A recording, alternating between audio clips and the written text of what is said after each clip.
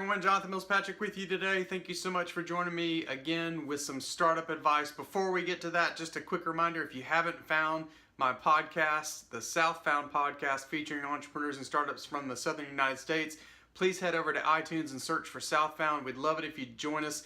The whole idea with that podcast series is to help some startups get some much needed attention and PR so that people can learn about what they're doing and hopefully join their cause and improve their solutions. Today's episode is about responsibilities with inside a startup, how co-founders typically split up responsibilities. I was recently asked this question on Quora.com, where I spend quite a bit of time answering questions about startups, and I made it clear to the person asking the question that unfortunately, like an attorney will often say, it kind of depends. There are some standard ways that responsibilities are split up inside startups and how co-founders go about their business.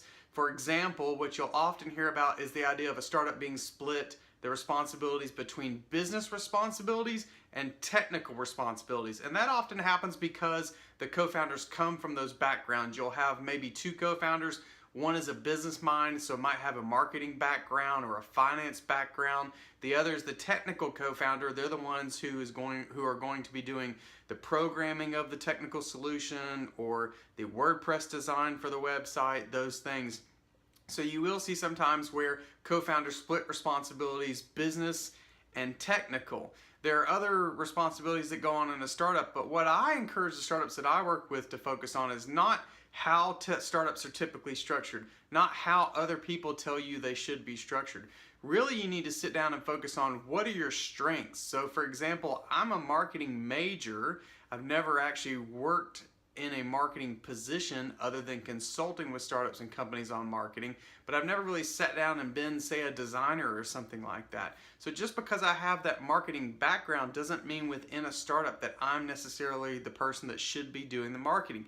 It could be that even though they don't have as much experience, for some reason, one of my co-founders, their strengths is marketing or something like that. So in a startup, don't always go down the route of splitting responsibilities, business and technical, or some other structure.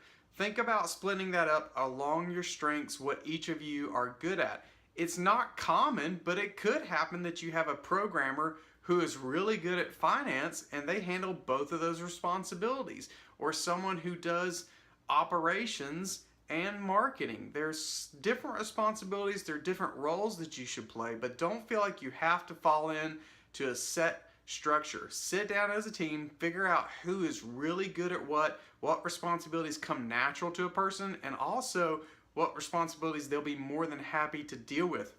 Some people don't like to deal with customers.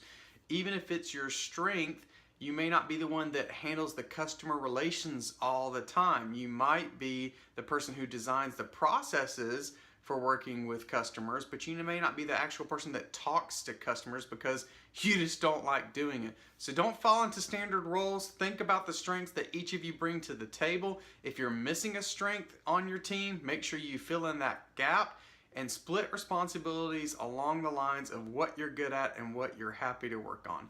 Hope that helps you. Have a great day. We'll see you soon.